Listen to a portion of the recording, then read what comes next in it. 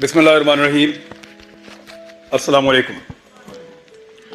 ये रिपोर्ट मेरे पास है और मैं मुबारकबाद पेश करता हूँ अवेयरनेस फाउंडेशन वालों को, जिन लोगों ने इसमें काम किया उन सबको। मैंने रिपोर्ट को अभी पढ़ा है और मैंने थोड़े दिन पहले भी इसको देखा था। मुझे इसकी एक कॉपी मुझे ये सहूलत मैसर आई कि पहले मिल गई थी। मैंने इसको पहले भी पढ़ा था और ज़बरदस्त काम हुआ अल्हम्दुलिल्लाह, और ये काम जारी रहना चाहिए। मैं एक चीज़ की उम्मीद करता हूँ और दुआ भी करते हैं भट्ट साहब कि अगले साल ये जो लिस्ट है सहाफ़ियों वाली, ये छोटी होगी और हम यहाँ पे ज़्यादा लोग बैठे होंगे। लोग इसमें कम हो गए और हॉल में ज़्यादा होंगे। मैं इस बात की उम्मीद करता हूँ। मैं क्योंकि तनकीद करता हूँ बहुत खुलकर, और मुझे आदत है बहुत खुलकर बात करने की, तो मैं उन सबको वेलकम करता हूं जो भी तनकीद करना चाहता है।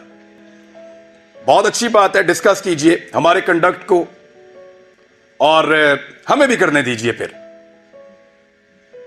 लेकिन किसी को यह हक नहीं पहुंचता कि वो मारे, वो डराए, वो जबर करे। यहां सब लोग ये बात कर रहे थे कि इकट्ठा होना पड़ेगा, यूनिटी होनी चाहिए।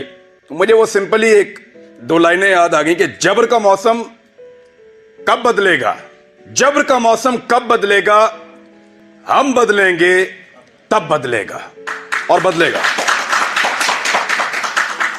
जरूर बदलेगा। मैं कुछ चीजें बड़ी क्लियर कर देना चाहता हूं अगले 2-4 मिनट के अंदर, कोई गलतफहमी रहे ना, खुलकर बात कर लेते हैं। हमारे ऊपर पर्चे देने की औकात पॉलिटिशियंस की नहीं है। ये क्या बेचते हैं, पर्चा देंगे हम पे, कमजोर लोग, बुज़दिल। ये इमरान खान पर्चा करवाएगा, नवाज शरीफ करवाएगा, आसिफ जरदारी पर्चा करवाएगा हम पे। ये औकात है पर्चा देने की इनकी? भट्ट साहब नहीं करवा सकते ये। इनकी क्या जरूरत है कि हमारे ऊपर पर्चा करवाएं? पर्चा मेरे पे हो या मीर शकील पे हो, अरशद शरीफ पे हो या साबिर शाकिर पे हो, समी भाई पे हो या भट्ट साहब आपके ऊपर हो या जमीर भाई आपके ऊपर हो, ये नहीं करवा सकते पर्चा। ये जो पर्चा हमारे ऊपर होता है ना, बगावत का, गद्दारी का, इसके कॉपीराइट ही नहीं है पॉलिटिशियंस के पास। हर चीज के कॉपीराइट्स होते हैं ना। ये जो रियासत से बगावत का और गद्दारी का मुकदमा है, इसके कॉपीराइट इन सियासतदानों के पास नहीं है, वो इनके अब्बा जी के पास हैं, पाकिस्तान की एस्टेब्लिशमेंट के पास हैं कॉपीराइट्स। गद्दारी का पर्चा, बगावत का पर्चा, वो हम पे करवाएंगे। दुनिया के किसी मुल्क में ये पर्चे नहीं हो रहे, क्योंकि सब मुल्कों को इस बात का यकीन है कि उस मुल्क में रहने वाले शहरी उस मुल्क के वफादार हैं। सिर्फ पाकिस्तान के अंदर एस्टेब्लिशमेंट को इस बात का शक अभी बाकी है कि यहां पे गद्दार भी हैं और बागी भी हैं। क्यों शक करते हो? क्या मसला है आपका? ये कहना चाहिए, वो नहीं कहना चाहिए, सवाल ही तो पूछते हैं। हम करते क्या है? यानी अजीबो गरीब किस्म के स्टैंडर्ड्स पाकिस्तान में बनाए हुए हैं। मैं कुछ चीजें आपके सामने रख देता हूं, पाकिस्तान की एस्टेब्लिशमेंट से खुली खुली मैं सामने बात कर देता हूं। आप गैरों की जंग में हमें धकेल दें तो आप मुहिब्बे वतन हैं, और हम आपसे ये पूछें कि इतने सारे बंदे क्यों मारे जा रहे हैं, तो हम गद्दार भी हैं और बागी भी हैं। आप बंद कमरों के अंदर फैसले करें इस मुल्क के 22 करोड़ अवाम के, तो आप मुहिब्बे वतन हैं। हम आपसे पूछें कि उन फैसलों के नताइज पे नजर देखिए, बताएं कि ये हालात क्यों हुए, तो हम गद्दार हैं। आप पाकिस्तान में बार बार रजीम चेंज ऑपरेशंस करें, मुंतखब हुकूमतों को गिराएं, तो आप मुहिब्बे वतन हैं। हम आपसे पूछें कि ये क्यों किया, तो हम गद्दार भी हैं और हम बागी भी हैं। आप वजीर आजमों के इंटरव्यूज करें और फैसला करें कि इसको बनाना है और इसको नहीं बनाना, तो आप मुहिब्बे वतन हैं। और हम जब ये कहें कि जनाब अवाम का फैसला होना चाहिए, ये 22 करोड़ लोग हैं, कीड़े मकोड़े नहीं हैं, तो हम गद्दार भी हैं और हम बागी भी हैं। यानी आप बगावतों के और गद्दारियों के मुकदमे दर्ज करवाएं जो पूरी दुनिया में नहीं हो रहे। और जब हम आपको यह कहें कि क्या हम बागी हैं, तो उस पर भी हम बागी हैं, उस पर भी हम गद्दार हैं। यानी अजीबो गरीब किस्म का क्राइटेरिया बनाया हुआ है। आप हमारे लिए हमारे मुल्क की जमीन को तंग कर दें तो आप मुहिब्बे वतन हैं, और हम अपनी जमीन पे आजादी से रहने का हक मांगें तो हम गद्दार हैं, हम बागी हैं। आप खुदा ना खास्ता कभी हार भी जाएं तो आप मुहिब्बे वतन हैं, और हम आपसे पूछें कि हुजूरे वाला ये क्या हुआ था तो हम गद्दार हैं, हम बागी हैं। आप किसी एक तजर्बे में नाकाम हो जाएं तो आप मुहिब्बे वतन हैं, और हम सिर्फ नाकामी की निशानदेही कर दें तो हम गद्दार हैं, हम बागी हैं।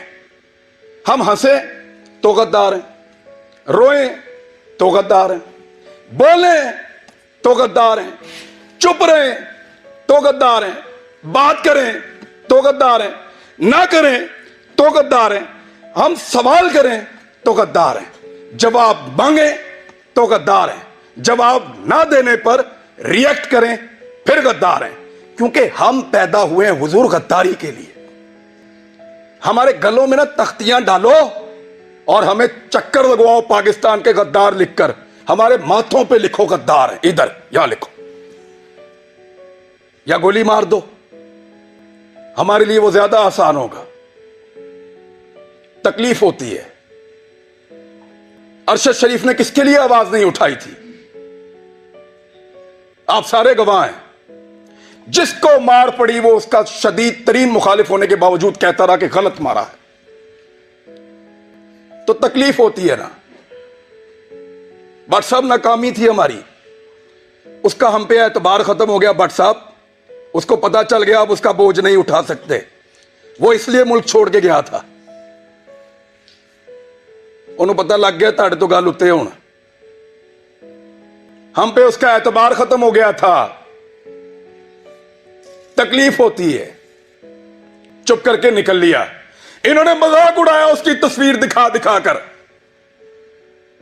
हमारे इख्तिलाफात को हमारे खिलाफ इस्तेमाल किया, हमारे लोगों को तस्वीर भेजी कि ये देखो भाग रहा है, फोटो लगाओ सोशल मीडिया पे, गंदा करो इसको, भाग रहा है।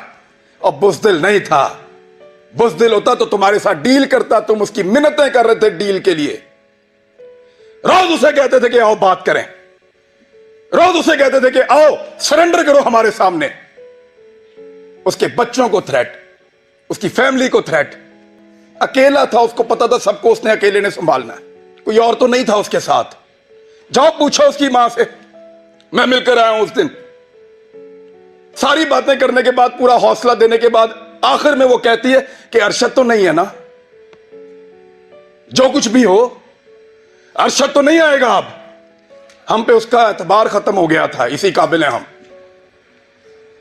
हम पे भरोसा नहीं था उसका, इसलिए वो यहां से गया। बुज़दिल नहीं था, हम नकारा हो गए थे, हम उसको नहीं बचा पाए।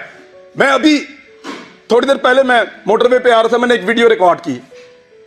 मुझे इत्तला दी गई कि आप इस्लामाबाद आएंगे तो पकड़ेंगे, तो मत जाओ। तो मुझे दो वजूहात समझ आई, या तो कोई ये चाहता है कि मैं आके बात ना करूं, या हो सकता है वाकई पकड़ ले। तो मैंने एक वीडियो छोटी सी रिकॉर्ड करवाई, इसलिए कि अगर मैं पकड़ा गया तो ये लोगों तक पहुंच जाएगी वीडियो, और मुझे जो इत्तला दी है, कैसे दी है, किसने पकड़ा, ये भी पता चल जाएगा।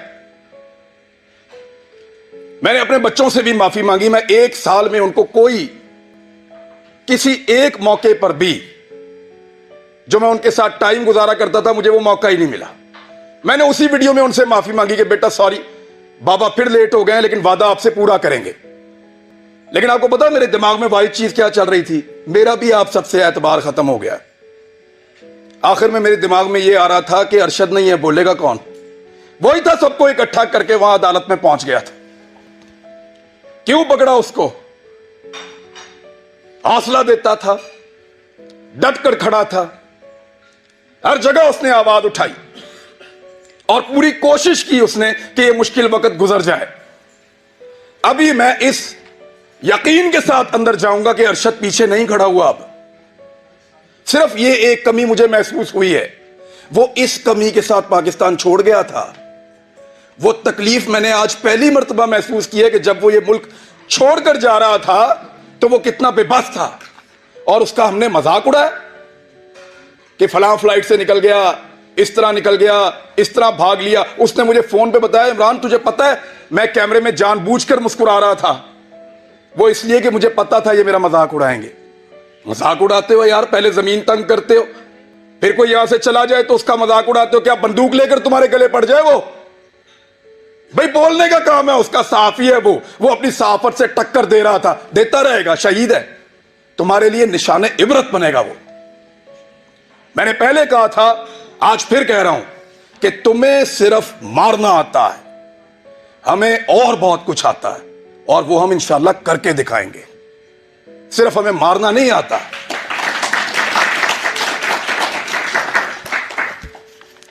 दबा दबा के और जिसको दबाया एस्टेब्लिशमेंट ने दबाया। अहमद मीर का प्रोग्राम, मैं बड़ा खुश था उस दौर में जब बंद हुआ, क्योंकि हम भी एक अजीबोगरीब दुनिया में रहते थे। माशरत उलूम की किताबें पढ़ के आए हुए थे, लगता था सारे हीरो हैं, एस्टेब्लिशमेंट पाकिस्तान की बहुत वफादार है। सच्ची बात है, किसी की आंखें पहले खुल गई, किसी की बाद में खुल गई, लेकिन अच्छी बात है खुल गई। लेकिन मफादात की पट्टी बांध के कभी आंख बंद नहीं की, अल्हम्दुलिल्लाह। कभी इसलिए आंख बंद नहीं की कि मफादात की उसके ऊपर पट्टी बंधी हुई थी। जब मुतीउल्लाह जान पे हमला हुआ, मैं क्लिप आप सबसे शेयर कर दूंगा, मैंने मजम्मत की। वो बच्चा जिसके घर के अंदर घुस के मारा, जिसके साथ आपका केस चल रहा था, मैंने मजम्मत की। जब अफसार आलम पे गोली चली तब मजम्मत की, सब रिकॉर्ड के ऊपर मौजूद है, हामिद मीर के ऊपर गोली चली, मजम्मत की। लेकिन हामिद मीर ने अपने मुंह से कहा था, मेरे भाई ने, कि मेरा प्रोग्राम सियासतदानों ने बंद नहीं किया। इमरान खान की क्या औकात है, बंद तो उन्होंने किया है। अब बोलता है इमरान खान से बदला लूंगा। अपने मुखालिफ को पहचानिए, फिर इकट्ठे हो जाएं, तो शायद आपकी जान छूट जाए, वरना ऐसे ही इसी तरह हमारा वक्त गुजरता रहेगा। मैं सिर्फ एस्टेब्लिशमेंट को एक बात कहना चाहता हूं कि हुजूर आपका मर्तबा, आपका रुतबा बहुत बड़ा है। ये बहुत छोटे छोटे काम है जिनमें आप पड़े हुए हैं, ये छोटे छोटे काम हमें करने दें। एतबार करें हमारे ऊपर कीड़े मकोड़ों पे, हम गद्दारों को ये मुल्क चलाने दो।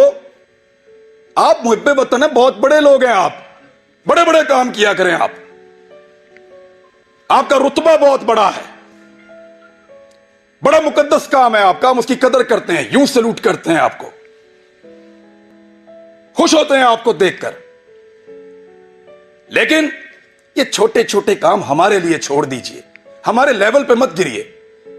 आप बीच में से निकल जाए ना, तो इन सब माफिया को हम संभाल लेंगे, मीडिया वाले। बस आपके खिलाफ बोलने को जुर्रत की बात नहीं है, दिल नहीं करता, खुदा की कसम दिल नहीं करता, खुदा की कसम दिल नहीं करता। डरते वरते नहीं है, पता है आपको, बुज़दिल नहीं है हम। क्या करोगे, गोली मार दोगे, मार दो।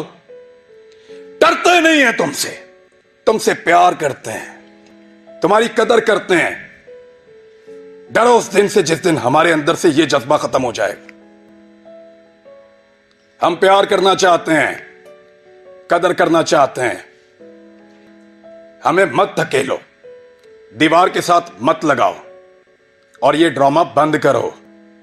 पाकिस्तान के फैसले पाकिस्तानी करेंगे, पाकिस्तान के फैसले हम करेंगे।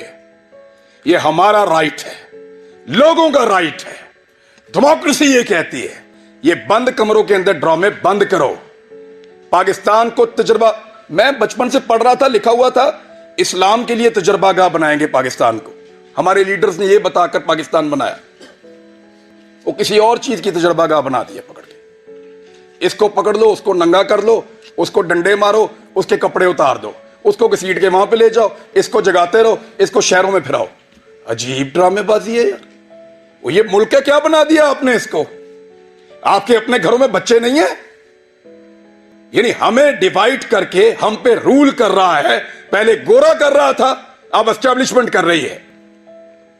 इससे अगर निकलना है ना, तो एक बार सोचना पड़ेगा। मैंने यहां किसी को तनकीद का निशाना नहीं बनाया, मैंने सिर्फ बताया है कि वो कौन है जो हम सबको डैमेज कर रहा है। इस मौके से हमें फायदा उठाना चाहिए, हम सबको एक मौकिफ बनाना चाहिए। एक मौकिफ कम से कम इस बात के ऊपर कि एक को मार पड़ेगी तो सबको मार पड़ेगी।